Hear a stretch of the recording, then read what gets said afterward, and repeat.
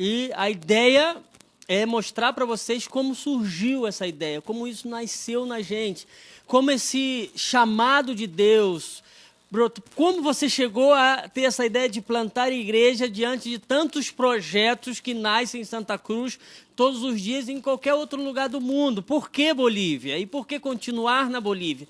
Então a ideia nossa é, até o final aqui da vivência, que a gente vai falar para vocês, falar de todo esse processo até o processo final, que nosso processo final lá é a formação da liderança, então a transferência do nosso pastoreio para um pastor local boliviano. Esse é o desejo do nosso coração, e a gente está nesse processo agora. Tá bom? Mas antes de fazer tudo isso, antes de a gente falar tudo isso, eu mostrar as imagens, um montão de imagens que a gente tem para vocês, eu queria que esse momento fosse bem interativo.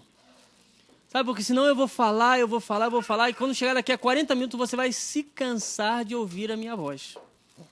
Né? Então, se você fizer perguntas, você levanta a mão assim e fala assim, pastor, por que esse menino é assim? Por que essa pessoa é assim? Como é a economia do país? Sabe, como é as leis no país? Como funciona? Para tirar visto? Como sua família se acomodou aí no país? Fala acomodar? Fala, né? Assim, como nós nos acomodamos aí, é porque às vezes eu confundo assim as coisas, né? Como vocês se acomodaram, como vocês aprenderam da cultura, qual é a sua relação com o povo? Então vai aí pensando na sua cabeça, assim, uma pergunta bem difícil para você me fazer, né? E se eu não puder responder, eu vou deixar com o Espírito Santo, que ele vai fazer isso para você, né? Então, nós vamos partir por aí, mas antes eu queria orar, né? Porque eu acredito, até hoje eu tenho isso no meu coração, que qualquer coisa que a gente vai começar na vida sempre tem que começar na oração, né? Então eu queria orar. Será que tem alguém aqui que gostaria de orar por esse tempo? Gostaria de fazer uma oração assim? Por favor. Senhor, nosso Deus e Pai, nesse momento nós colocamos, Pai, diante de Ti, essa vivência que já nasceu no seu coração. O Senhor já preparou esse dia, esse momento, o Senhor escolheu essas pessoas para estarem aqui, ouvindo um pouco mais sobre a Bolívia. Senhor, nós queremos colocar diante de Ti esse momento. Eu creio que o Senhor já colocou no coração do pastor Maicon o que ele precisa falar para esse povo, Pai, que está aqui. Senhor, para essas pessoas, porque eu creio que eles estarão orando, estarão intercedendo pelos bolivianos, por esse trabalho, Deus. Então, em nome de Jesus, nesse momento nós entregamos a Ti essa vivência, Pai. Assim nós oramos e já Te agradecemos. Amém.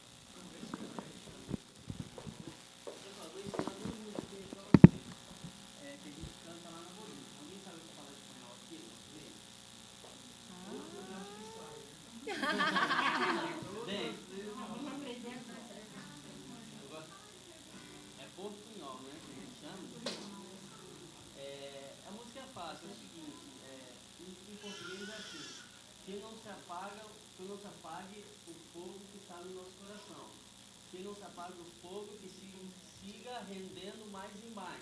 Ardendo. Aqui. Porque em português também fala ardendo, né? Que se...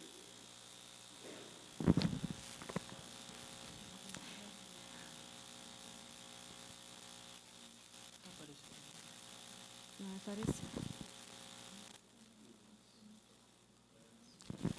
A gente vai facilitar, vai ter a letra para você poder ajudar a gente, tá?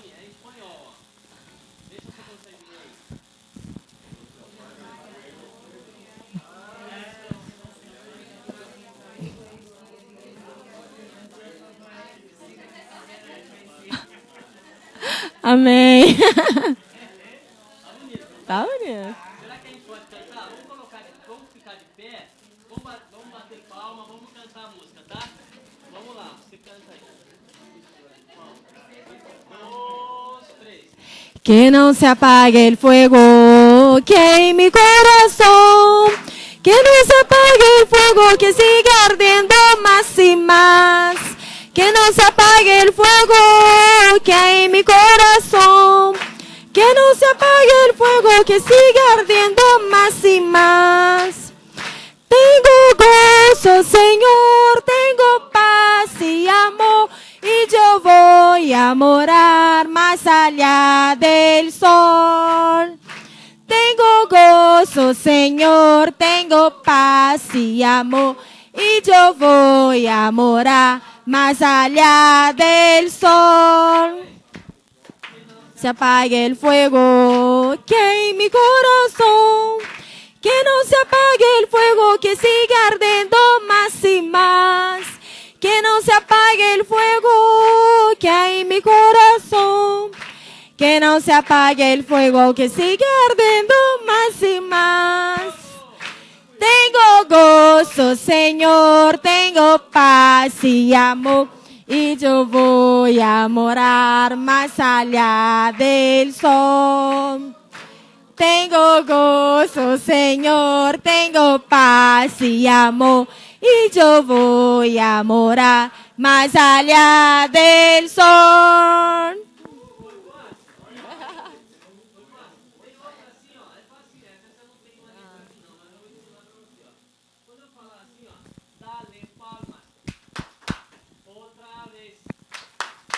Si el Señor te satisface, dale palmas.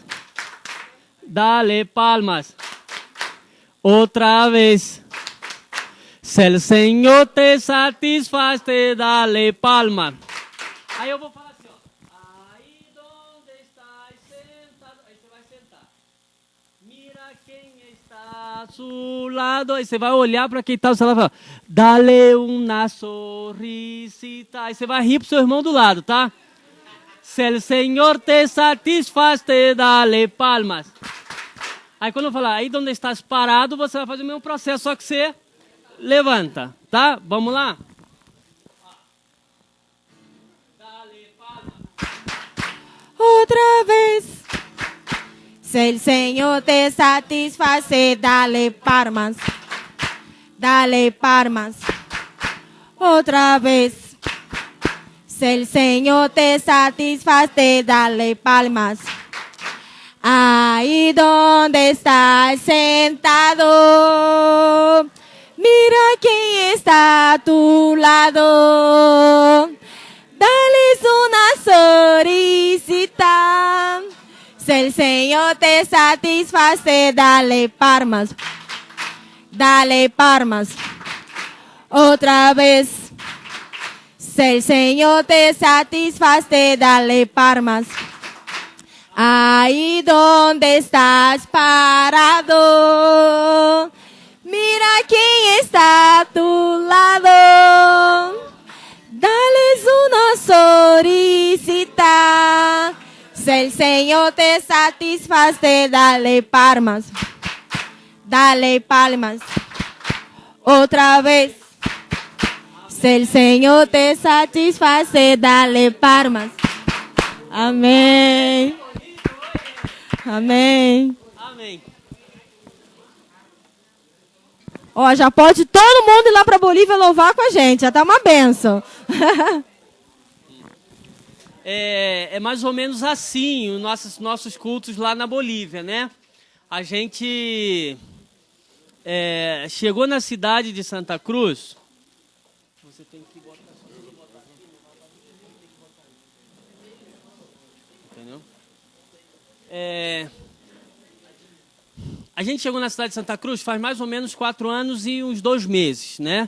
Com a ideia, a gente passou pelo curso de preparo missionário da Antioquia e nós fomos para a cidade de Santa Cruz com a ideia de apoiar um pastor num trabalho local. Só que Deus às vezes direciona a gente para outras coisas que a gente não está esperando. E disso que se trata um chamado. Nem sempre o que está estabelecido ao princípio vai ser exatamente o que você vai trabalhar toda a sua vida. Às vezes Deus te coloca num lugar para estar um tempo, e esse lugar vai servir para aprimorar, para que você possa deixar fluir do seu coração, da sua vida, exatamente aquilo que Deus quer. Que nem sempre é o que se faz no princípio, né? Nem sempre é o que se faz no princípio, você vai fazer toda a vida. Deus vai mudando. E quando a gente chegou na Bolívia, a gente começou a fazer o trabalho na igreja desse pastor, que era uma igreja que tinha mais ou menos umas 6 pessoas, né? 4, 5 pessoas e algumas crianças na igreja. Então, o que a gente fez? A gente falou com o pastor deu espaço para a gente começou a trabalhar. Em 1 ano e meio que a gente estava trabalhando na igreja desse pastor, a igreja saiu para quase 60 crianças e 30 pessoas. Então a gente começou a gerar no nosso coração, ver que Deus podia usar a nossa vida para abrir outras igrejas, porque foi tão... o gozo de estar trabalhando nessa igreja foi tão grande, fomos tão bem recebidos e o projeto que a gente havia feito havia crescido tão bem, e nós falamos para o pastor assim, olha, agora você dá continuidade na sua igreja e a gente vai começar uma nova obra com uma família que procurou a gente e falou, aqui no meu bairro não tem igreja. E nós deixamos esse primeiro trabalho para o pastor. Tem alguma coisa para passar? De Pai Titi? Aí eu queria mostrar para vocês algumas fotos do nosso primeiro trabalho. Esperança para os perdidos, tu és a paz para os cansados, tu és. Ninguém é como o nosso Deus, ninguém é como o nosso Deus.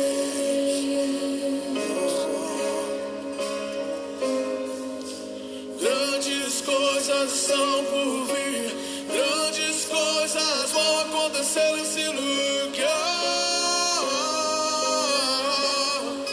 Oh, grandes coisas estão por vir, grandes coisas vão acontecer nesse lugar.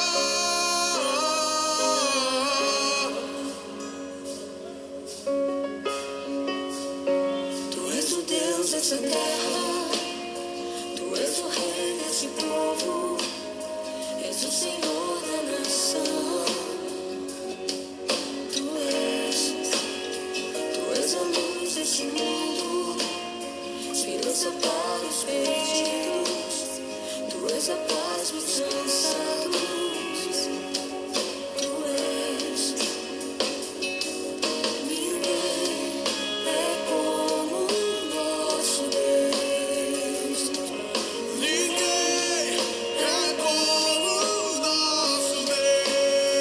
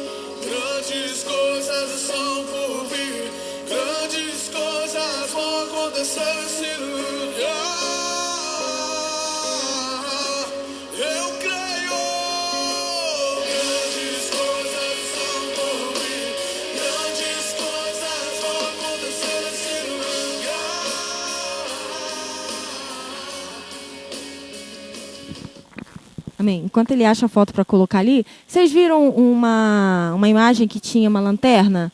Aí estava assim, discipulado com lanterna. A lanterna não era um método criativo de evangelismo, não. A lanterna era necessidade porque não tem luz, não tinha luz naquela época. Então os jovens eles vinham para ser discipulado pelo Maicon e era com lanterna, com luzinha de celular. E era lindo de ver o desejo deles de estar ali aprendendo, mesmo com tudo escuro, estar iluminando com a lanterna para poder conseguir aprender um pouco mais da palavra de Deus. E a gente tinha até um culto chamado Fogata de Oração, culto da fogueira. Mas era da fogueira porque não tinha luz. Então a estratégia é que o fogo iluminava aí, a gente conseguia enxergar uns aos outros e matar os mosquitos também que ficavam ao redor. Olha para essa foto aqui, vê se você vê alguma coisa diferente nessa foto aqui. Observa bem.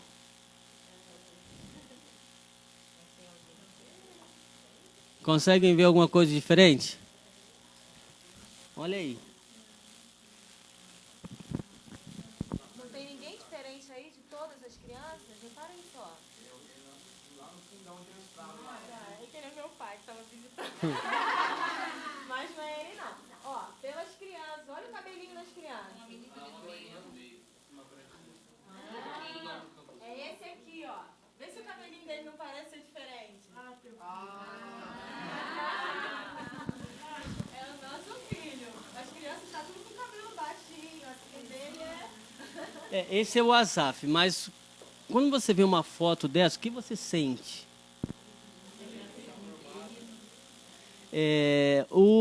Alguém falou da menininha branca, né? Assim, tem muito boliviano branco. A gente tem que entender que os bolivianos, eles não são índios, né? A gente pensa, quer ver ofender um boliviano é você chamar ele de índio. Você praticamente está dando um tiro nele, ele é capaz até de se revoltar contra você. Eles não, porque eles realmente não são índios, né? Eles são descendentes dos maias e dos incas. Então eles são originais dessa terra, mas eles não se consideram índios. Boliviano chamado de índio, ele vai falar, você está me chamando de ignorante? É diferente do brasileiro, né? Quando eu falo assim, poxa, você parece uma índia, o que a gente está falando? Da beleza, da cor da pele, dessas coisas, né? Para o boliviano, quando você fala para ele, você é um índio, ele se sente totalmente ofendido. Para ele é um ignorante, uma pessoa que não estudou, uma pessoa que não sai do mato para viver, uma pessoa que vive de qualquer jeito lá, porque eles não são índios. E durante toda a história, o boliviano ele é tratado, boliviano, peruano, ele é tratado como indígenas, né? Mas eles não são indígenas. E como Bolívia foi colonizado pelos espanhóis, tem muito boliviano branco, mas muito mesmo. Muito boliviano branco. Inclusive, em todas as cidades de Santa Cruz existem bolivianos brancos, mas a gente já tem uma figura pré-estabelecida do boliviano, né? Que é aquele pessoal de cabelinho liso, olho um pouquinho puxado, baixinho, né? Pele bem morena avermelhada, né? Assim. Mas o boliviano, ele tem várias... Quando você mora na Bolívia e você passa a conhecer os bolivianos, você percebe que eles são diferentes, né? Eu falo assim, boliviano é tudo igual. O pessoal fala assim, boliviano é tudo igual. Mas não, quando você está lá, aí você começa a perceber. Uns têm a bochecha grande, assim, isso aqui grande, assim. Outros têm a cabeça mais grande. É mais ou menos como o Brasil, né? O Brasil a gente também tem essas características diferentes, assim, para cada estado do nosso país, existem algumas características, né? Então, o boliviano é assim também. Então, nosso primeiro trabalho foi esse. E nós estamos acostumados a fazer atividade para 300 crianças, né? Para 300 crianças. E foi aí que ela, principalmente, descobriu a vocação que ela tinha para trabalhar com crianças. É só você falar que vai ter comida, né?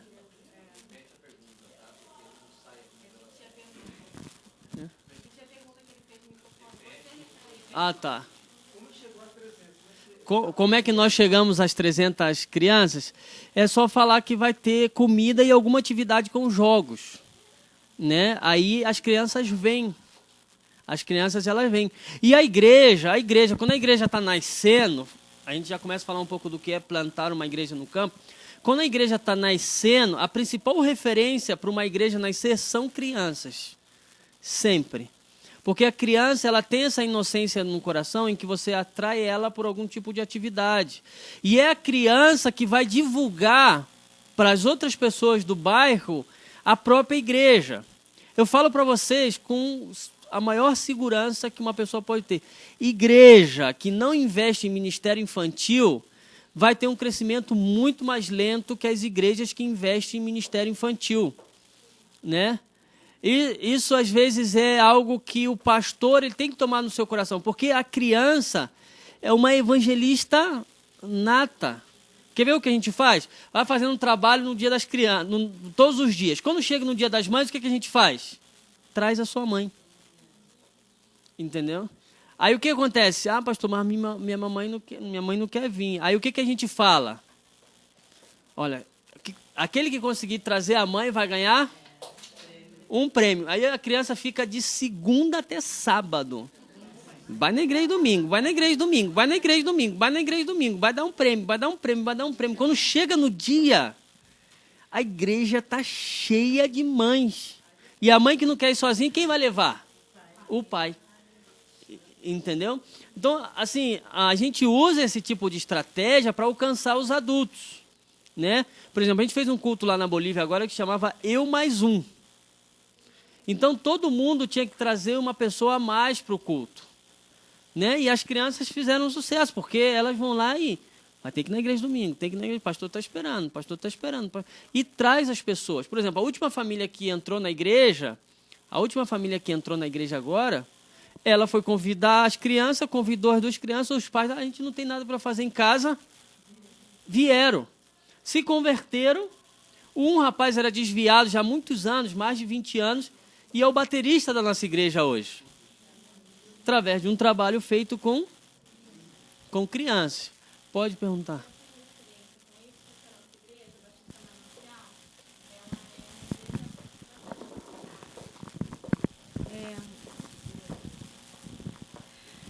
Missionário, isso vem ao encontro, né, daquilo que a gente acredita, porque a Igreja Batista Manancial, ela tem uma visão muito missionária. A gente diz que quando a gente ganha um adulto, a gente ganha meia vida. Mas quando você ganha uma criança, você ganha uma vida inteira, né? Porque a criança, ela tem a vida inteira para falar do amor de Deus e para viver esse amor, né? É isso.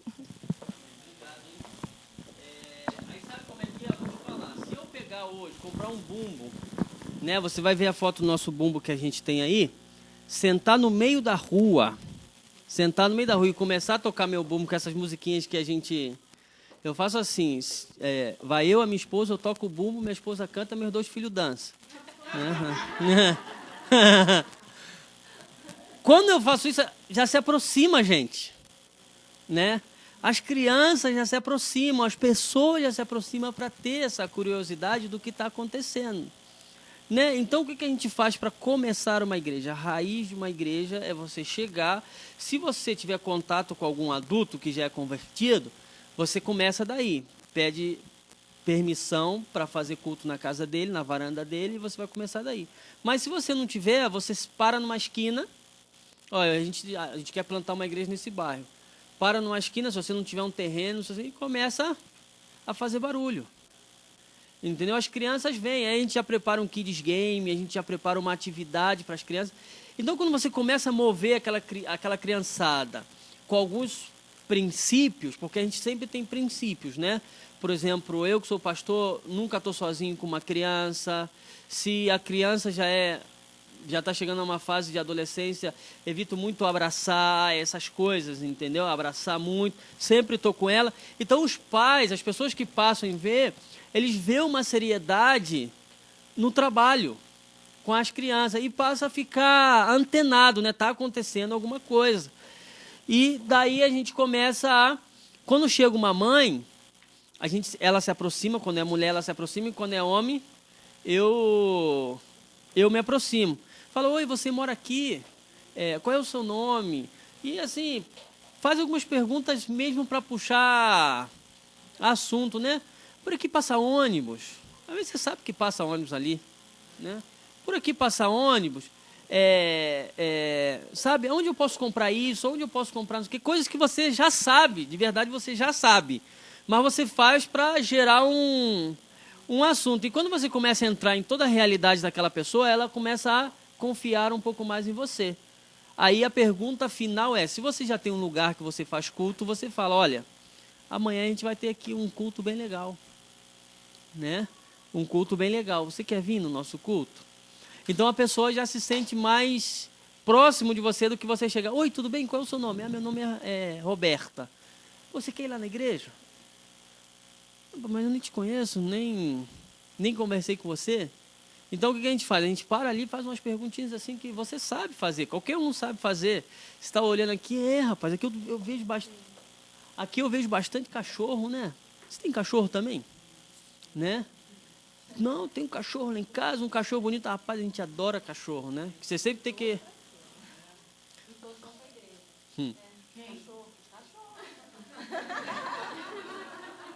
Ele tá falando aqui de cachorro, ela tá falando, lá tem muito cachorro, porque ela já esteve lá. E é verdade. Lá cada um tem 2 cachorros e todos vão para a igreja. A gente tem que aumentar esse número de membros aí, contando com os cachorrinhos. Realmente, os cachorros... Quem estava aqui hoje de manhã que eu falei dos cachorros? Rapaz, os cachorros se embolam numa briga, irmão, que é só a graça de Deus, cara. Sai todo mundo do culto para separar os cachorros. Aí esses dias aconteceu um fato lá que ficou para a história, né? Um cachorro mordeu uma criança, arrancaram a cabeça do cachorro para fazer análise se estava com... Aqui no Brasil também arranca a cabeça do cachorro para fazer análise?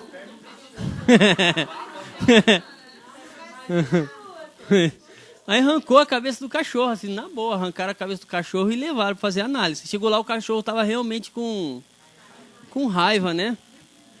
Aí a criança começou um tratamento, tudo isso. Mas aí, coitado dos outros cachorros, que aí a Anvisa, não sei como é que chama lá, o órgão lá que cuida dessa parte, condenou todos os cachorros do bairro. Não tinha conversa. Se tal, se não tá com raiva, já era. Rapaz, eu tive o culto mais tranquilo da minha vida no mês seguinte. Eu fiquei com pena dos cachorros, irmão. Não pensa que eu não fiquei com pena, não. Eu fiquei com pena. Assim, eles iam fazer isso na segunda e na terça. Eu não fui lá. Quando chegou na quarta-feira e no domingo que eu faço o culto, irmãos, um silêncio. Eu falei, tem alguma coisa de errado. O que está acontecendo? Aí alguém veio, mataram os cachorros. Eu falei, agora eu... Só ficou um cachorro que tinha carteirinha de vacina. O único cachorro sobreviveu. Tá até hoje lá o Tigre. O nome dele é Tigre. Falei, cara, você é um sobrevivente, cara. Você tem que contar a sua história para alguém. Porque até os parentes do Tigre foram embora. Foi embora. Aí o que acontece? O cachorro... Aí começa tudo do zero de novo. Todo mundo tem 4, 5 cachorros, 3 cachorros, assim de novo. Por quê? Isso tem uma lógica. A Bolívia existe muito roubo de casa. Mas não rouba a casa quando você está em casa. Eles assaltam a sua casa quando você sai da casa. Então todo mundo tem muito cachorro para proteger a casa. Porque o cachorro começa a latir, o vizinho vem e olha. Né? Então as pessoas elas têm muito cachorro. Só que os cachorros de lá, quando decidem se enfrentar, meu irmão, é só a graça de Jesus. Joga água, joga tudo e...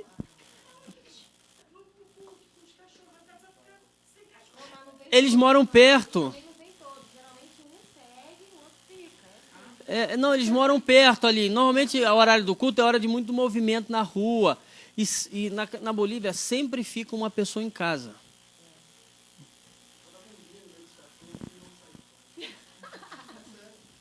Duvido, rapaz, que aqueles cachorros são crentes fervorosos, rapaz. Você pode fazer o que você quiser que ele não... Então, normalmente, numa casa boliviana sempre fica um em casa. Talvez você conheça um boliviano aqui em São Paulo, em algum lugar, você vai perceber que eles saem... Se são 5 pessoas na casa, sai 4, um tem que ficar em casa. Normalmente é assim, tem alguns que não. Mas normalmente esse um ele fica para... Às vezes até uma criança, tudo isso, porque eles não entram quando não tem pessoa em casa, porque a pessoa é quase sempre de perto da sua casa que rouba a sua casa. Então eles identificam a pessoa que é, e aí eu posso falar que em alguns lugares eles fazem pior do que fizeram com com os cachorros, né? Assim, para entender alguma coisa, a gente está falando de cultura, assim, eles trazem muitas tradições antigas, né? Eles vivem mais ou menos assim em povos, e quando uma pessoa faz alguma coisa, já vou te dar a palavra, quando uma pessoa faz alguma coisa, ela é julgada pela comunidade, né? Isso falando do interior da Bolívia, onde a gente trabalha. Na cidade não é assim, na cidade não vai sair matando cachorro, né? Porque aí vão te prender, a polícia vai te prender, vai gerar processo. Mas nas cidadezinhas de interior ainda existe a justiça popular, o próprio povo julga aí um crime, né? Existem essas coisas. E às vezes para a gente parece assim uma coisa muito absurda, porque isso não faz parte da nossa cultura. Para eles é assim, ó, se você não quer morrer amarrado num poste, apedrejado, você não rouba, você não mata, entendeu? Você não mata. Você vai se envolver nisso, você está correndo um risco. Então, desde pequenininho, o pai fala, ó, não se mete nisso, porque quando te agarrarem, eu não vou poder fazer nada por você. Então, não é que existe isso todos os dias, e todo dia na Bolívia tem um Judas lá amarrado no poste para os outros matar. Não é assim, mas no tempo que a gente está lá, a gente já viu 2 vezes em 4 anos. Né? E às vezes a gente, até mesmo como um pastor, não pode interferir, porque você se mete nisso, você roda junto, né? Você vai junto no negócio. Então, assim, numa cultura você tem que saber aonde você pode interferir e aonde você não deve tocar. Você tem que estar direcionado por Deus para fazer. Porque como nós vimos uma situação dessa, faz 1 ano e meio, né, que uma pessoa matou a outra pessoa e pegaram ele, amarraram ele num poste, e com pedra e com faca mataram ele, na frente de todo mundo, eu passei e vi e só falei, Deus, abençoa, porque a polícia é o primeiro que desaparece. Porque os policiais moram ali, se meter, a gente está falando de todo mundo, a gente não está falando de 5, 10 pessoas. Então isso faz parte da cultura deles. Então a gente evita algumas coisas para não se envolver nisso. A não ser se for alguém da nossa comunidade, se eu tiver a capacidade de chegar antes do fato, tentar convencer algumas pessoas, mas se já estiver acontecendo, meu irmão, é muito difícil você conter. Você tem uma pergunta?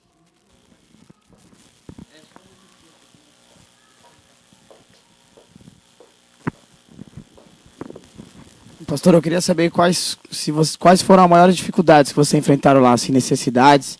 E quando vocês passaram essas dificuldades, se houve algum conflito, assim, se vocês quiseram voltar, como é que foi, como Deus tratou com vocês?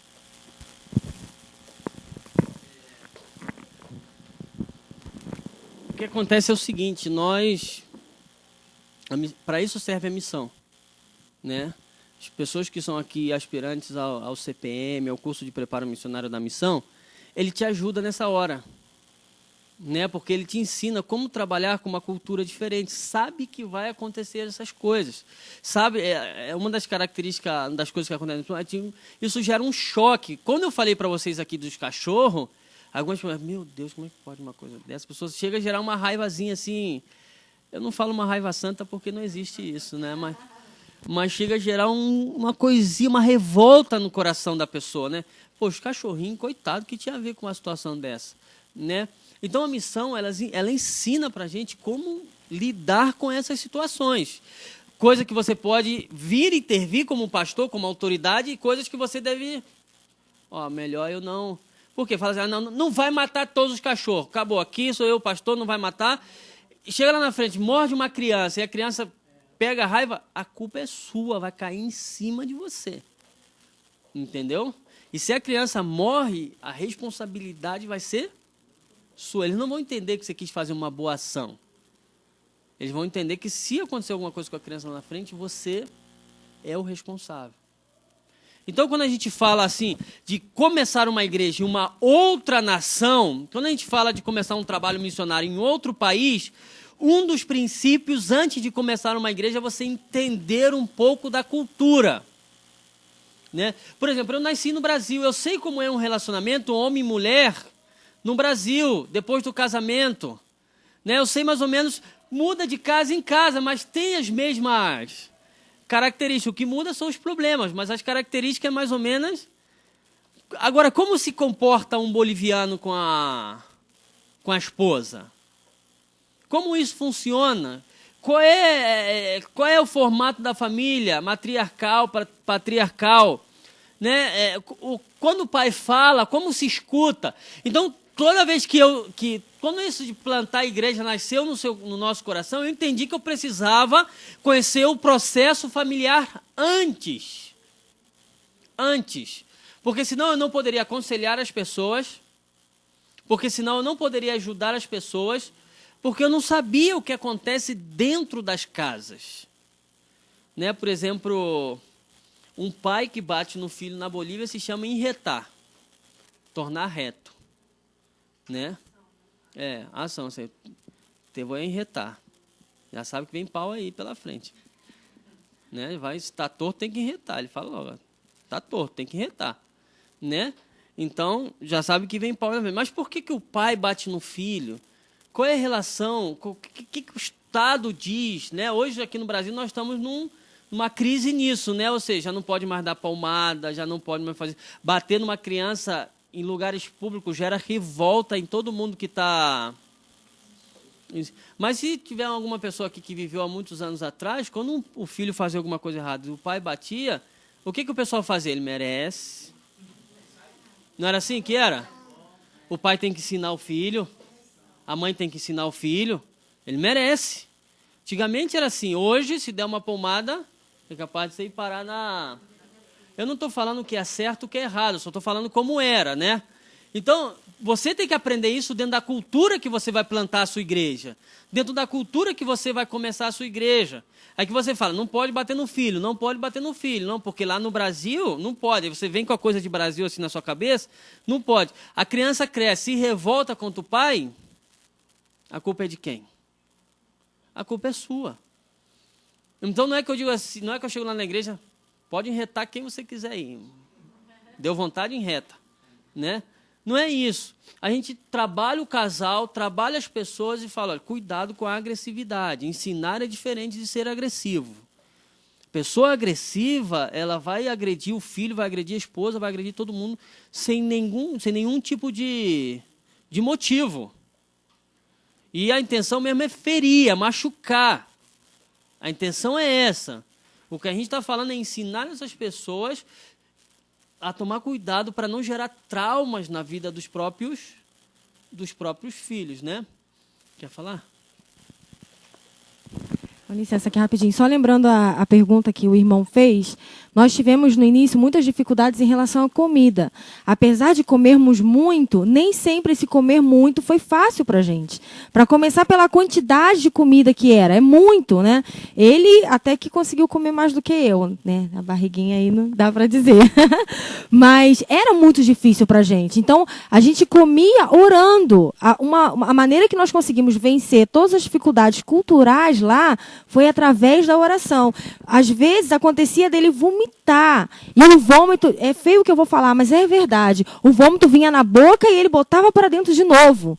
Mas era necessário, porque na Bolívia uma maneira de você ser bem recebido é aceitando a comida que eles te dão. E a maneira deles dizerem, olha, eu gosto de você. Eu quero que você continue vindo na minha casa, é comendo a comida que eles te dão. Então, para a gente foi um choque muito grande, porque você vai numa festa de aniversário, você chegava lá, cortava o bolo. Era o bolo primeiro, né? A empanada que é tipo um pastelzinho, mas é uma outra massa. E você comia a empanada, ganhava um suquinho de amendoim chamado chicha, que não é fácil de tomar. Tem algumas pessoas que gostam, mas é difícil, irmãos, é muito difícil. Agora eu até gosto. O chunho, misericórdia, o chunho é uma batata desidratada. É só a misericórdia do Senhor. Nós até hoje comemos, mas não gostamos.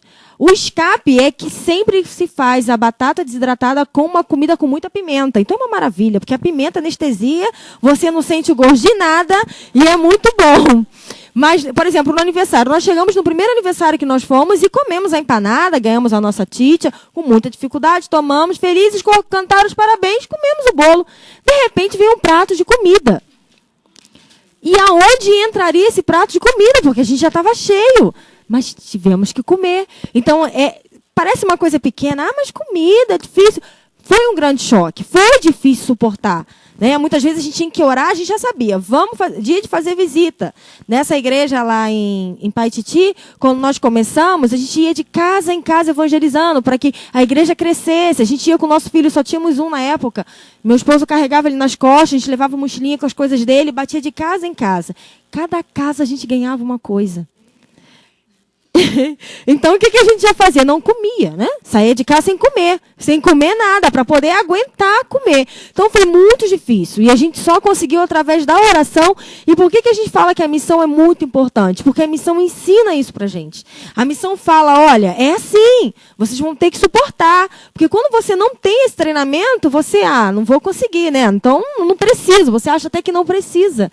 Mas é importante entender como a coisa funciona, qual é a importância que tem as coisas nessa determinada cultura. Amém? Tem muita! Mas, irmã, as comidas são boas. Olha, comemos polho. Polho é frango. E eles fazem um polho que é uma maravilha, se chama broaster. Tem muita coisa boa. Ele é como se fosse frito numa panela de pressão, é uma coisa maravilhosa.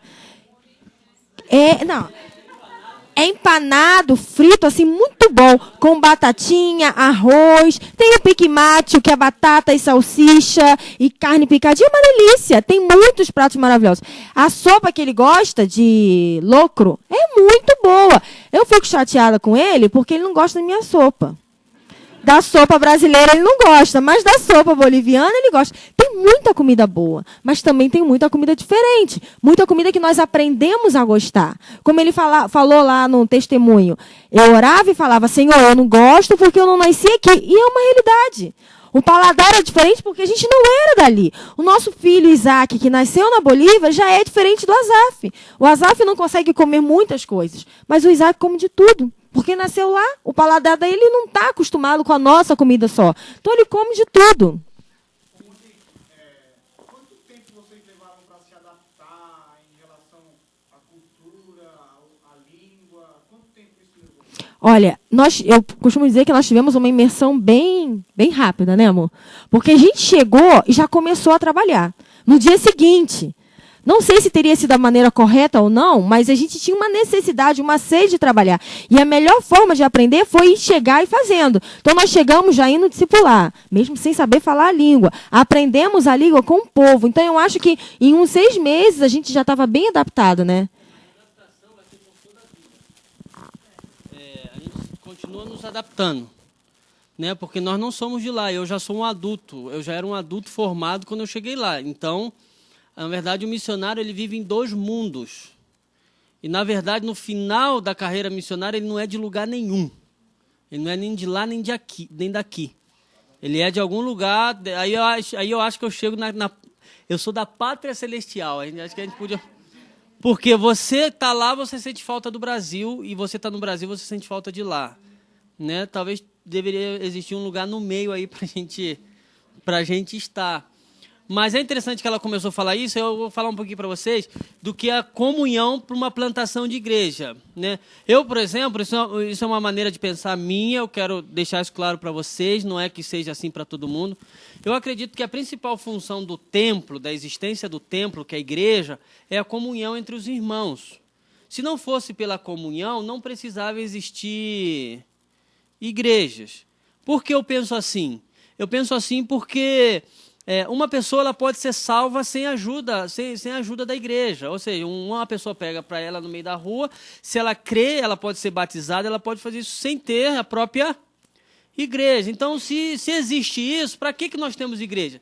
Exatamente para gerar comunhão entre os irmãos. Eu ensino o que eu sei para você, você ensina o que você sabe para mim, você divide o que você tem comigo, eu divido o que eu tenho com você, e a gente caminha assim em comunhão na igreja.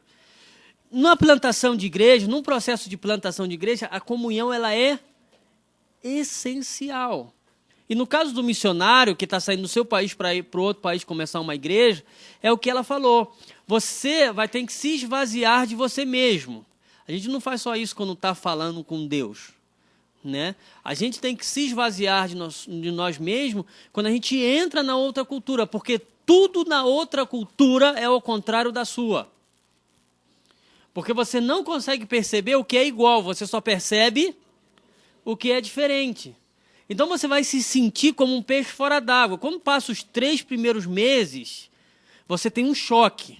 A gente chama de choque cultural. Você começa a perceber claramente a diferença, porque até os 3 primeiros meses, você está como se você estivesse de turismo, você está conhecendo o país, você está conhecendo as pessoas, você está fazendo tudo isso, né? Depois dos 3 primeiros meses, gera esse conflito. E depois dos 3 anos, gera uma revolta. Gera uma revolta. Você começa a ficar revoltado porque você percebe que não vai mudar por causa de você. Né? Quando nos 3 primeiros meses você está em choque, mas você fala, eu posso mudar alguma coisa. Depois de 3 anos, você percebe que o país não vai mudar só porque você está aí. Né? A não ser se Deus fizer um avivamento através da sua vida, acontecer alguma coisa lá. Mas, naturalmente, a gente está falando do curso natural, o grupo que está sendo pastoreado por você pode mudar, mas o país inteiro não vai mudar porque você chegou na Bolívia. Né? A Bolívia continua sendo Bolívia, lá do mesmo jeito que está. Eu trabalho com uma comunidade, mas o governo, o país continua sendo a mesma coisa. Então, nos 3 anos, você tem a clareza disso. Eu não vou poder mudar o cara da padaria que me atende e me trata igual um cachorro. Não dá. Não dá. Não é que eles te tratam mal. O boliviano é amável, né? É amável. Só que o boliviano ele tem o senso dele de compra e venda, tudo isso é diferente do nosso. Nosso país, quem aqui tem alguma coisa que vende alguma coisa? Um negócio que você tem que vender alguma coisa? Ele tem. Eles dois lá atrás têm. Qual é a relação cliente e vendedor? Quem tem a razão? Mesmo que você saiba que você está com a razão, você quer manter o cliente, né? Você às vezes abre mão de alguma coisa para você poder. E brasileiro, às vezes, até fica um pouquinho aí meio abusado mesmo, né? Que já sabe disso, ele já chega com essa convicção. O boliviano é o contrário. O patrão, o vendedor tem a razão. Porque você veio até mim a comprar o meu produto. Eu não fui te chamar para você vir aqui, você veio porque quis. Entendeu? Assim, eu estou dizendo como é a concepção. Agora, tá abrindo uma loja nova com gente que viajou para os Estados Unidos, essa gente pensa diferente. Agora, a pessoa mesmo, a raiz ali, ele pensa assim. A Monique estava falando do frango, então eu fui comprar um frango. Esse frango que eu falei para você que é gostoso. Quem me perguntou aqui do frango? Que tinha alguma coisa gostosa na Bolívia? Frango abroaster só tem na Bolívia. Foi os chineses que inventaram, mas é muito gostoso lá na Bolívia. Então, eu fui comprar um frango. Eu queria 2 peitos de frango. Eles botam assim numa vitrine vários pedaços do frango. Falei, eu quero 2 peitos de frango. Ele, eu só vou te vender um. Se você quiser, você leva uma perna. Aí a gente tá naquele processo de 3 meses de choque. Não, eu quero peito, porque eu tô vendo 2 peitos ali, porque você não quer me vender. Eu não vou te vender, porque daqui a pouco vai chegar alguém querendo comprar peito e não vai ter para ele. Eu falei, mas eu não vou pagar igual o cara que vai vir? Aí virou para mim e falou assim, quer saber de uma coisa? Eu não quero te vender 2 peitos de frango. Aí eu falei assim, se você não quer me vender 2 peitos de frango, eu vou embora. Então vai. Aí saí dali revoltado, né? Revoltado, rapaz. Meu Deus, deve ter algum lugar que eu posso reclamar. Agora, deixei para lá, não tinha o que fazer. Você vai criar confusão, vai para outro lugar. Agora, ela às vezes até fica chateado comigo, né? Porque eu queria comprar 2 peitos de frango, a gente só vende um peito e uma perna. Então me dá um peito e uma perna. O cara cobrou o refrigerante a mais aqui pra gente. Eu não vou reclamar, não. Então vai lá. Assim, quando você começa a se acostumar, você se acultura. Então, assim, cara, eu fico pensando, assim, eu tinha consciência de brasileiro normal, né? E hoje isso mudou em mim. Então eu falo assim, não tem? Cara, eu vou perder 15 minutos da minha vida discutindo um bocado de um peito de frango? Bom, não. Se eu quero, eu levo. Se eu não quero, muito obrigado, você fica com seu peito de frango, eu vou embora.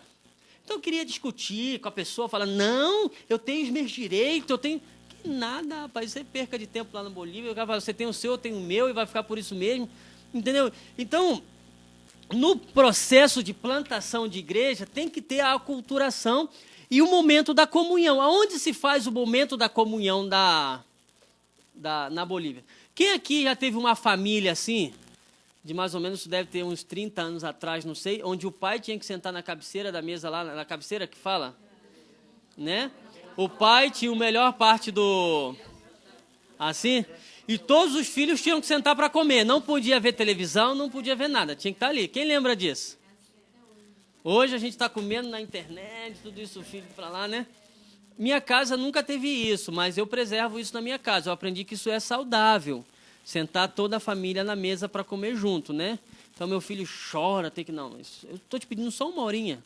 O resto do dia você faz o que você quiser, né? Mas essa horinha aqui nós vamos comer junto. Na Bolívia eles preservam isso. Ou seja, normalmente o pai ou a mãe está lá na cabeceira da mesa e ela vai... Não é na cabeceira, não? Vai desculpar que...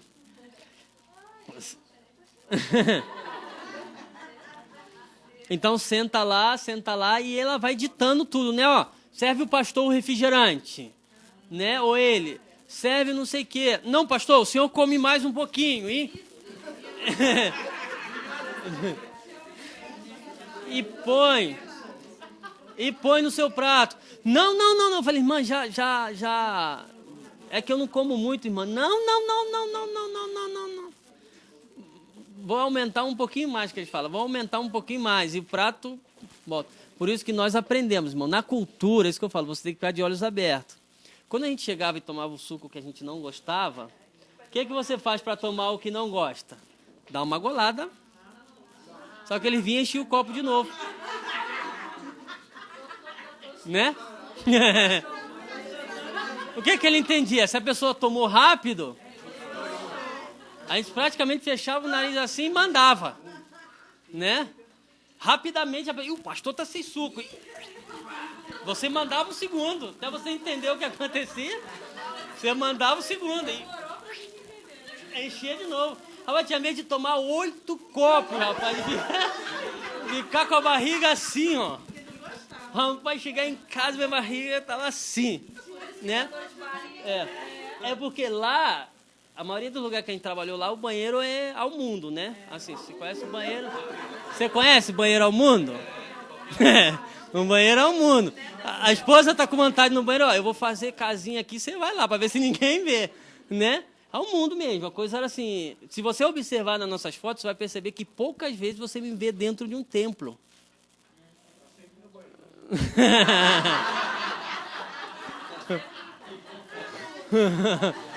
Quase sempre não tinha igreja. Era ar livre mesmo. E o banheiro, se não tinha igreja, vai ter banheiro. O banheiro era o mundo, né? O mundo. Então, isso nunca foi um empecilho pra gente. Por quê?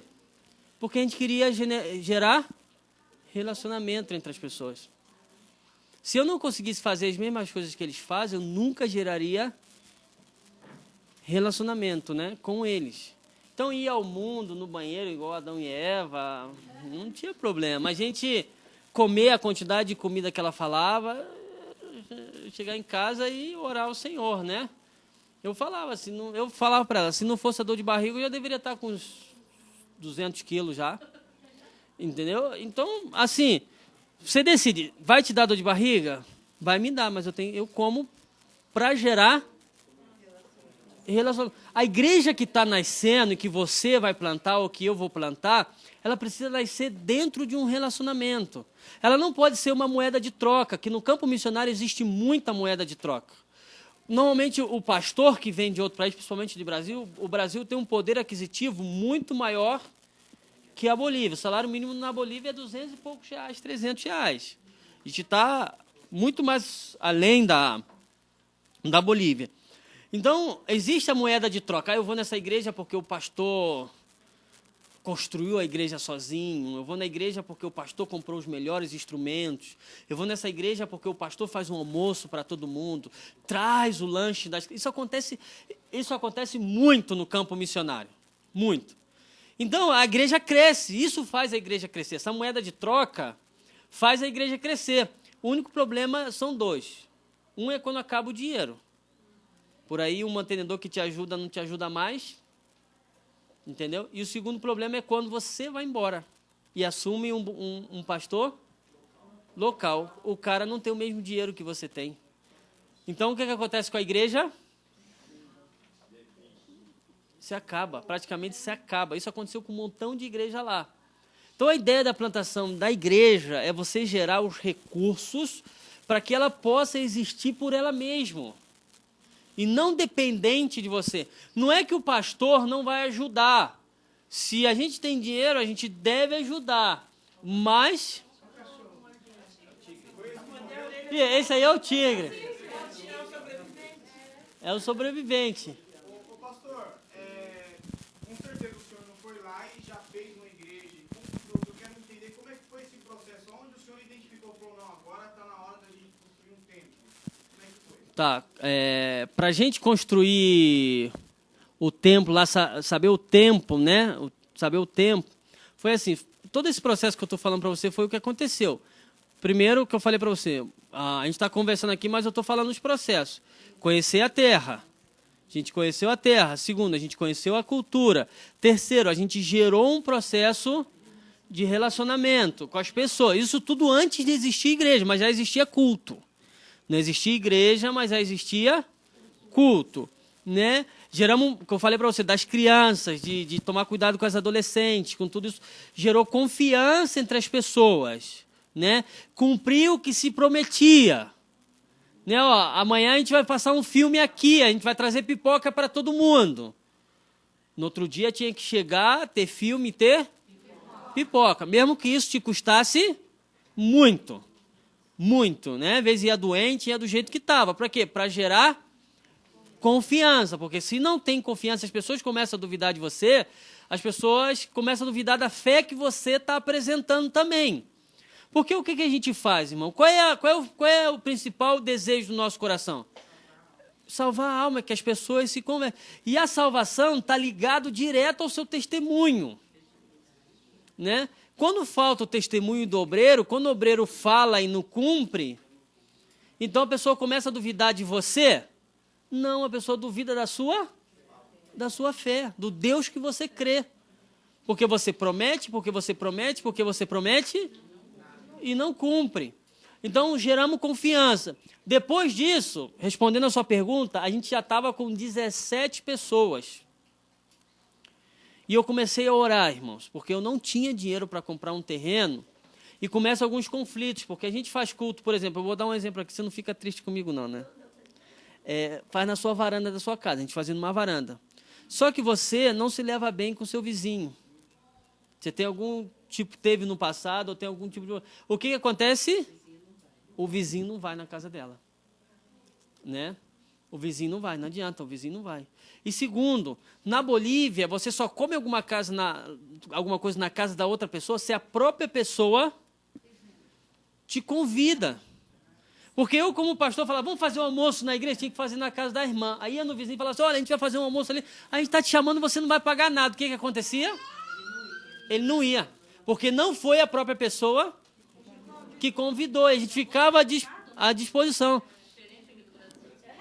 No lado da Bolívia é normal você fazer um churrasco,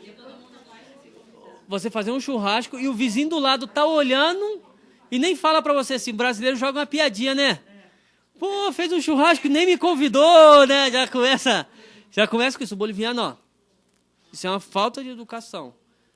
Ele pode ver o seu churrasco, ele passa no mesmo quintal que você e não senta.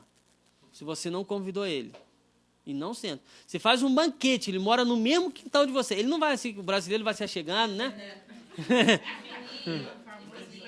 Ó, quando tem festa de casamento lá, a gente viu várias festas de casamento, e a festa bonita, num galpão, tudo isso. E um monte de gente queria ver a noiva. Todo mundo ficava na porta, que não foi convidado.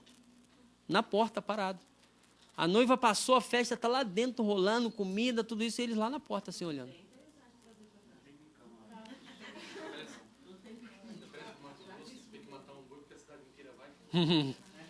Porque o que acontece? Eles têm exatamente esse constrangimento de ser humilhado, principalmente se for camba, irmão. Camba é camba, né? Quando você escutar falar de camba, camba é o pessoal de Santa Cruz, é aquele tipo de gente que fala na sua cara, né? Ele não dá rodeio para falar, ele chega e fala na sua cara. Você vê que só para comer, né?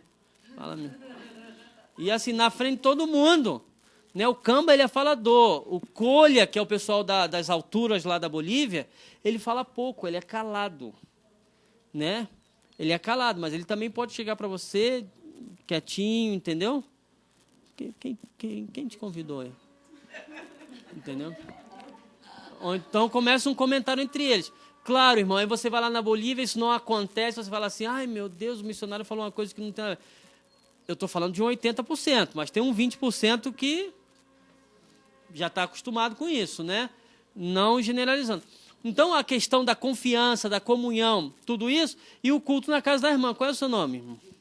Irmã Zildinha. A gente fazia o culto lá na casa da irmã Zildinha, lá na varanda lá na Bolívia, lá, que lá se chamava...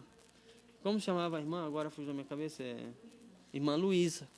Né? Então, a irmã Luísa, às vezes, não se dava bem. Às vezes, uma pessoa dava uma facada no porco dela, né? Que ela tinha a criação de porco. E o porco entrava no vizinho, o vizinho chamava numa facada no porco e ela se invocava com o vizinho. Porque o vizinho deu uma facada no porco dela. Já virava um conflito entre vizinhos, já não ia na igreja. Então, eu percebi, foi a pergunta, quem fez? Foi você? A hora de comprar um terreno. Mas o que a gente precisava para comprar um terreno? Dinheiro. E um terreno que a gente precisava custava 20 mil reais lá na Bolívia. Lá na Bolívia. E a gente tem um costume, irmãos, é que a gente não gosta de estar todo o tempo ligando para o Brasil para pedir as coisas. A gente ora, a gente pede a Deus, a gente põe no Face, a gente põe lá, manda carta dizendo, olha, estamos querendo comprar um terreno. E ora para Deus tocar nos... Tem missionário que é direto, né? Liga e fala assim, olha, a gente está querendo comprar um terreno aqui, é 20 mil, quanto é que você pode me ajudar? Né? É missionário que tem, eu não estou falando quem está certo e quem está errado, entenda bem, irmãos. Estou falando que esse não é uma característica nossa, né? A gente vai tentando assim. Só que o irmão lá ganhou 50 hectares de terra. Plantou soja e deu certo, ganhou 60 mil dólares. Um irmãozinho lá na igreja. Quanto dá de dízimo isso? 6 mil dólares. Inteirei mais um pouquinho, comprei meus 2 terreno com dinheiro deles. Com dinheiro deles. Né? Com dinheiro deles. Eles mesmos compraram o seu próprio terreno. Isso gera orgulho na igreja, entende? Foi construído com o nosso suor, foi comprado com o nosso dízimo. Agora, se o pastor vem aqui e faz campanha, isso é bom também. Né? Mas quando a coisa acontece meio lá...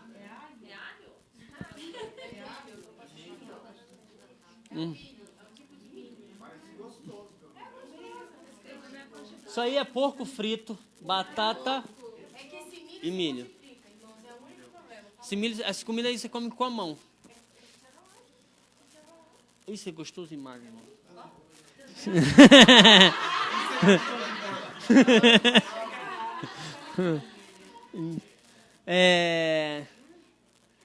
Esse é fricassê. Fricassê a gente não come muito, não. É uma sopa de... Como é que se diz esse negócio de porco que a gente come? Essa carré? Não, o carré é uma sopa de bisteca. É uma sopa de carré com... Não, é o bife mesmo que a gente come, que a gente frita. O bife de porco vem com ossinho aí. É bisteca, com uma batata, essa batata que você fala que é podre, né?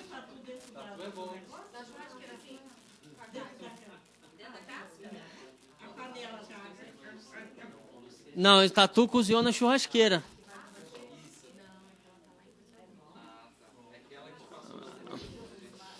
Aí o que acontece?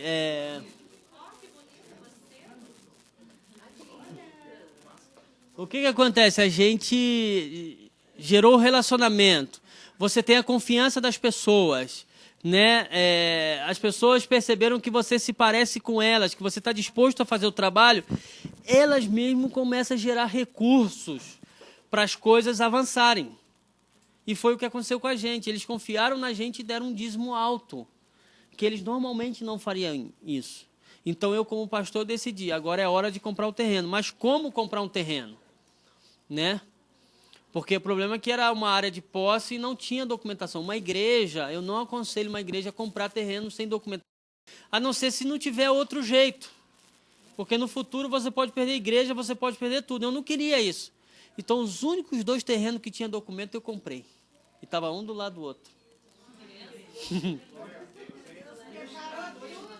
Eu comprei. Aí já estava um bom relacionamento de confiança, de comunhão, tudo isso. Já estava o terreno e agora era começar o processo de construção da igreja. Só que o que acontece às vezes é que a gente... às vezes nas reuniões, que eu fazia umas reuniões para decidir as coisas, gera confusão. Porque um fala assim, pastor, por que a gente vai construir pequenininho se a gente pode esperar um pouquinho mais e construir grande? Né? Os irmãos falam. Aí eu falo, irmão, quanto tempo a gente vai demorar para construir grande?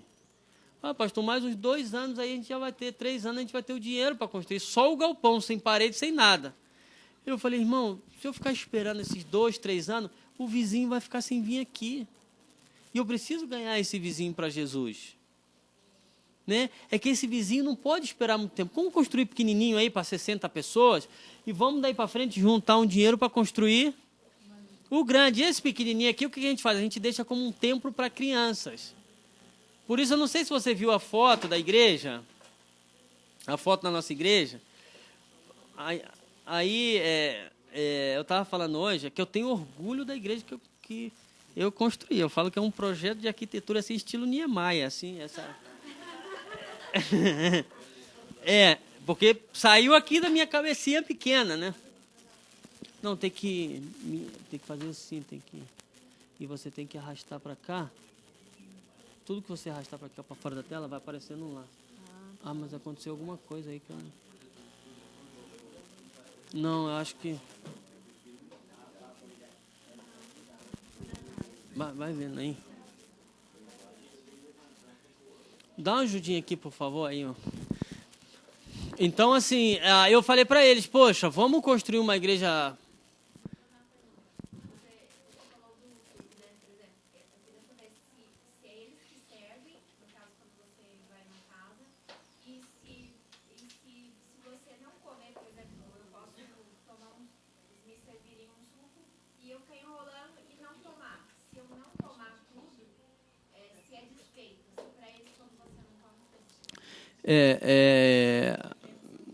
assim, se são eles que servem o suco, se não tomar é desfeita, comida, tudo isso, né? É porque eu tenho que repetir a pergunta aqui, eu entendi bem o que você falou para mim.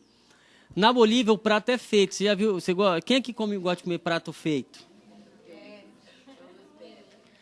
Assim, por exemplo, a irmã que me convida para almoçar na casa dela, ela fala assim, você pode almoçar lá em casa?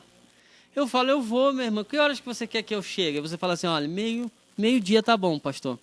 Quando eu chego na casa da irmã, o prato já está na mesa, arrumadinho. Entendeu? O prato já está na mesa, arrumadinho. Essa aí depois da igreja pronta. O prato já está assim. Né? Elevo meus olhos para o monte, da onde vem meu socorro. Meus olhos se elevam assim, irmão, de uma maneira que...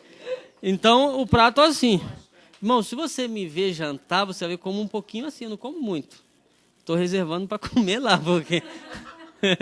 Então, lá na Bolívia, a maioria das famílias, agora está mudando um pouco isso, mas a maioria das famílias você não se serve. Eles te servem o prato. Né? Gostando ou não gostando. Eles não vão saber que você gosta nunca. Não sei se você fizer aquela cara que... Porque eu catuco, irmão. Se estiver comigo, eu catuco. Irmão, come aí, faz o que você puder fazer aí. Eu catuco.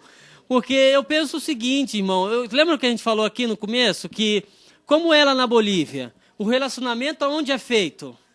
Na mesa. O relacionamento é feito na mesa, né? Se você não consegue se relacionar na mesa, você não vai conseguir se relacionar, irmão. Não dá.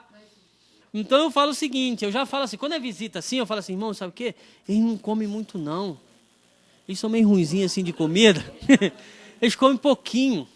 Né? Vamos botar um pouquinho para ele. Aí você vai levar um pratinho assim bastante, mas não é tão bastante quanto se eu não dissesse, né? Mas não tem como, irmão, que botar um pouquinho de comida é uma falta de educação. Por exemplo, a minha esposa come um pouquinho assim. Se você já conhece a família, ela vai botar a quantidade que você come e talvez você pode deixar sobrar, se você já conhece. Agora, se você não conhece, se você nunca teve ali, é a primeira vez que você está... Quem gosta de tomar chimarrão aqui? O pessoal do Sul gosta de chimarrão, né? Pessoal do Sul, né? Tererê, tudo isso. Pai, eu sou carioca, eu nunca provei isso, né? E eu não gosto disso. Lá na Bolívia eles tomam. Aí senta todo mundo naquela roda, aquele... O que é isso que faz o pessoal do Sul quando senta todo mundo naquela roda assim pra... Isso é o quê? Isso é a comunhão, né? Isso é um momento bonito, um momento da nossa cultura que você passa tempo com as pessoas, né? Só que eu não, assim, é o que eu falo, eu não nasci nisso, não me acostumei, não gosto muito. Então cheguei lá numa família de gente lá que eles estavam dando essa rodada, né? Enchia de água fria, dava uma rodada. Frio. E dava uma rodada. Frio e dava uma rodada. Irmãos, eu tomei tudinho até o final. E cada vez que rodava e passava por mim, eu falava... E assim, eu via que as pessoas chupavam aquilo com uma vontade, rapaz. Com um gosto. Sabe? Mas eu que não estava acostumado, o que eu tinha que fazer? Chupava também. Não é uma coisa... O gosto não é ruim, a gente pode aprender a gostar, mas é falta de costume, realmente, isso, né? Assim como tem gente que não gosta de feijão preto, só gosta do feijão. Entendeu? Então, gente que gosta de ovo bem passado e tem gente que gosta de ovo mole, né? Então, é uma coisa que eu não estava acostumado. Mas, quando senta com eles, tem que fazer. A única coisa que eu não faço é quando tem a ver diretamente com a fé. Tomar ou não tomar chimarrão não tem nada a ver com a fé da gente, né? Tá bom. Tem uma pergunta ali. Eu queria entender como vocês sentiram no coração que vocês tinham uma missão na Bolívia.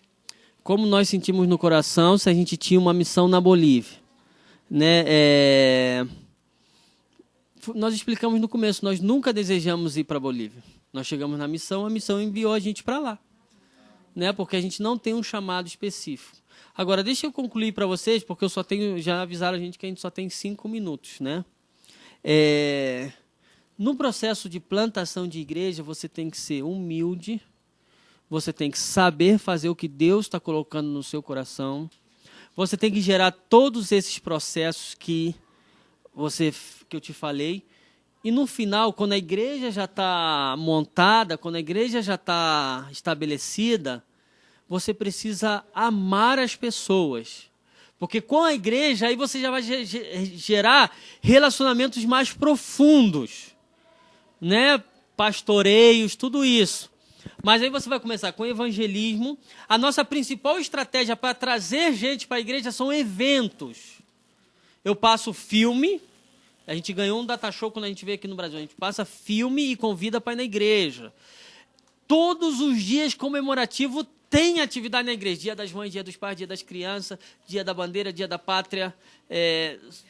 Tudo a gente faz. E quando não tem, a gente fala assim, vamos comemorar os aniversariantes. Né? Sempre uma atividade na igreja. Para quê? Para ir trazendo gente nova. Então, a nossa igreja, para uma igreja boliviana, ela cresceu muito rápido. Por causa disso. E a pessoa entra e a gente começa um trabalho de discipulado, principalmente de acompanhamento, se aproximando das pessoas. E isso a igreja começou a se formar. Aí depois disso, o que a gente fez? Quando já estava a igreja estabelecida, eu comecei a formar o meu ministério de louvor. Mas pastor, por que você vai formar o ministério de louvor? Isso aí é a igreja. Vê se não é bonita.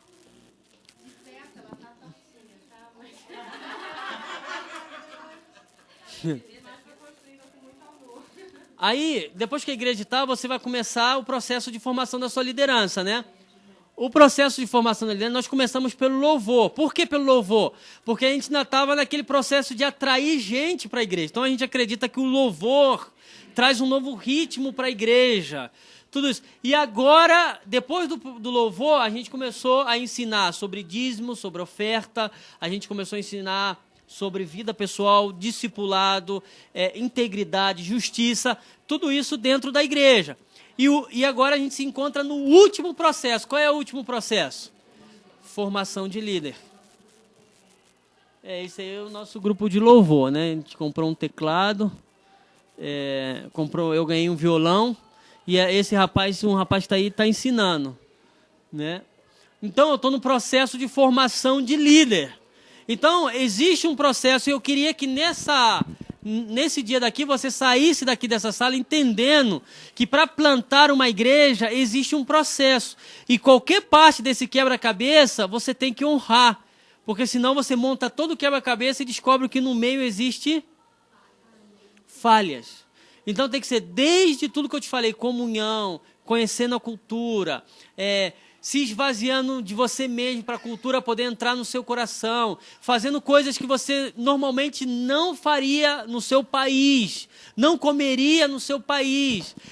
Você se desdobrando e se esforçando para ser sempre pontual nas coisas que você faz, não falhar nas coisas que você faz, ensinando principalmente com a própria vida para as pessoas, né? Gerando bons relacionamentos, principalmente na cultura que você vai chegar, ela tem uma referência. Toda cultura ela tem uma referência e você vai ver isso. Ela tem um tronco no meio, é o que todo mundo está agarrado ali naquele tronco. O Brasil tem isso ainda, né? Se você falar com um antropólogo, uma pessoa que estuda as culturas do Brasil, ele vai te falar, ó, o tronco cultural do Brasil é esse. Ele tem suas ramificações assim, que sai de um lado para o outro, mas a origem está aqui, né? E cada parte vai sair mudando as pessoas para cada estado do país, para cada coisa. Mas existe um tronco no meio. Então, a gente identifica esse tronco, aonde a gente pode chegar. Doa-se para o país, você tem que doar para os países. Quando acontecer aquilo do frango, eu não vou te vender, até no princípio você tem um choque, mas você tem que... A pessoa que vive no país o tempo todo em choque tem alguma coisa errada. Uma hora você tem que superar isso na sua vida, né? Por fim, você ganha confiança das pessoas e luta o máximo para que os recursos da igreja sejam gerados dentro da igreja, né? Porque senão você vai gerar uma igreja viciada em receber de você ou receber de fora tudo que ela tem que... Não que não vai vir dinheiro, irmão. Seria muito bem-vinda uma ajuda para a igreja, né? Mas se você te fala para mim, pastor, eu quero dar R$2.000 para ajudar na construção lá, terminar a igreja. Eu vou falar amém, mas quando eu chegar lá, eu vou falar para eles assim, olha, irmãos, o irmão lá no Brasil me doou R$2.000 para construir um quarto, né? Quanto que a gente aqui na igreja vai colocar para terminar o quarto? Pastor, eu só posso aumentar mais R$300. Tá bom, mas ele tem que fazer alguma coisa para que esse dinheiro chegue para eles. Nós pelo menos vamos construir, nós vamos colocar a mão de obra. Então tá bom, com esses 2.000 eu compro o material e a gente aqui na igreja, aí eu já incluo minha vida, porque eu faço parte da comunidade, né? Eu falo assim, eu vou dar 50 tijolos, outro dá não sei o quê, outro dá 5 dias de trabalho, e assim eu levanto a igreja com a participação deles. Depois que a igreja está levantada, você vai ensinar, né? Porque, por exemplo, conceito de dízimo, você vai ensinar por que tem que dar dízimo na igreja, por que tem que isso. E aí a igreja começa a fortalecer. E você vai trabalhar no nosso caso, a gente trabalha com eventos na igreja, que são eventos estratégicos para evangelismo. Ministério de louvor, liderança, e você vai chegar a um tempo da substituição, se esse é o desejo do coração do pastor. Alguém vai ter que me substituir. Aí termina o processo de implantação da igreja. Uma igreja saudável, ela é plantada desse jeito. Então, quando você transfere a igreja para um obreiro autóctono, aí, ou seja, um obreiro local, você terminou o processo pelo menos com você. A igreja tem que seguir crescendo, mas aí já é responsabilidades deles. Mas eles têm que estar maduros, eles têm que estar firmes na fé, eles têm que estar sabendo o que acontece.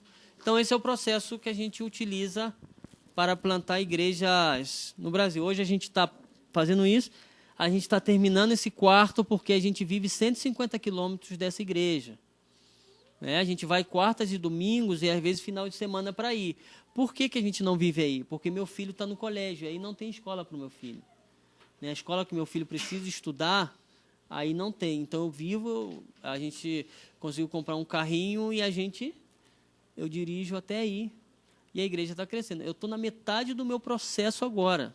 Espero que você ore por mim para que eu possa terminar de plantar essa igreja, porque o nosso desejo, se a gente ficar na Bolívia, eu termino de fazer outra, eu começo do zero lá no outro lado. Outra igreja, porque há muitos lugares na Bolívia que não tem igreja. Eu já comecei um culto em um lugar que não tem igreja. Assim que eu conseguir terminar o processo eu vou tornar esse ponto de pregação, esse estudo, vou inserir, aí eu começo todo o processo de zero de novo. Relacionamento, confiança, tudo isso vai começar tudo de novo, do zero, até chegar ao ponto de nascer uma igreja saudável, né? Não uma igreja dependente. Tá? Alguma pergunta para finalizar?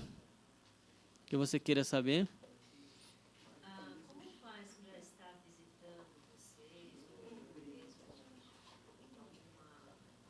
Então, aí no cartãozinho tem um e-mail, né? O e-mail você vai escrever para a gente vai responder falando como você vai visitar. Santa Cruz não é longe, é fácil chegar lá e não é um país em conflito, você não sofre com a falta de segurança. A cidade mesmo de Santa Cruz é muito desenvolvida, onde a gente trabalha é bem simples, mas a cidade é muito desenvolvida, não como as cidades do Brasil, mas é asfaltado, tem ônibus, tem táxi, tem hospital, tem tudo. A cidade de Santa Cruz. Então, quando alguém deseja conhecer, a gente passa as informações e passa os custos para tal período que a pessoa escolhe estar lá. A gente vai enviar os custos, preços de passagem, preço de alimentação durante esse tempo, de transporte. Tudo isso a gente vai enviar para você, todos esses custos, para você poder estar na Bolívia durante o período que você escolhe estar. Qual período do ano é mais fácil para estar em férias? Julho e janeiro. É mais fácil, né? Mas só tem que consultar a gente, porque às vezes a gente vem em alguns períodos do ano aqui, né? Mas normalmente nas férias é o melhor tempo para você, porque a gente viaja lá para San Julián e fica lá. Mas alguém gostaria de perguntar? Porque a gente já...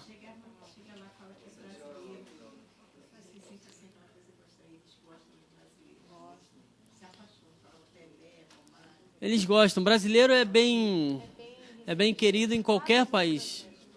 Lá tem mais de 6 mil brasileiros na cidade de Santa Cruz. Porque tem faculdade de medicina e é muito barato. Então, os estudantes vão para lá. Então... O custo de vida lá é relativo ao nosso, mais ou menos? O custo de vida é um pouco abaixo do nosso, mas o custo de vida do missionário é um pouco acima do nosso. Eu quero que você entenda isso. Que é diferente de uma pessoa que é de lá e de um missionário que chega. Por exemplo, eu me movo muito. Eu vou de um lado, eu vou numa igreja, eu vou na outra igreja, eu ajudo o irmão, eu faço... Isso gera um custo imenso para mim no final. Se você for falar para mim assim, olha, só para você comer, isso é um preço. Agora, para mim ser missionário, para mim fazer o que eu faço, isso é outro preço. Entendeu?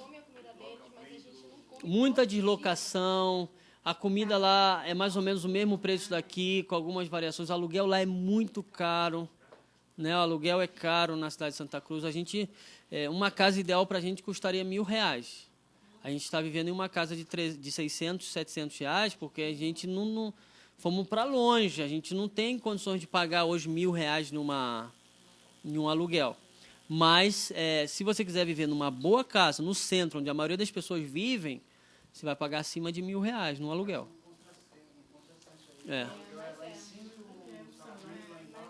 Mas é isso mesmo. A gente não consegue entender isso. Eles moram dentro de um quarto.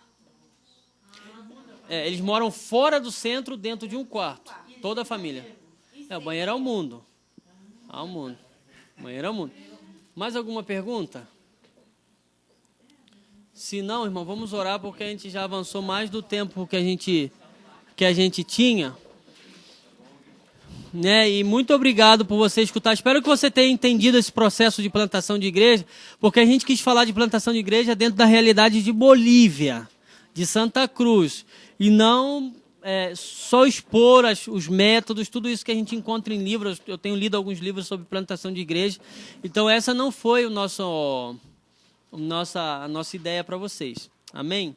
Olha, muito obrigado por vocês terem escutado a gente. Foi de muito valor para a gente. Né? Espero que você possa gravar o nosso nome. A gente deu um adesivo aí, você cola no lugar aonde você mais vai. Né?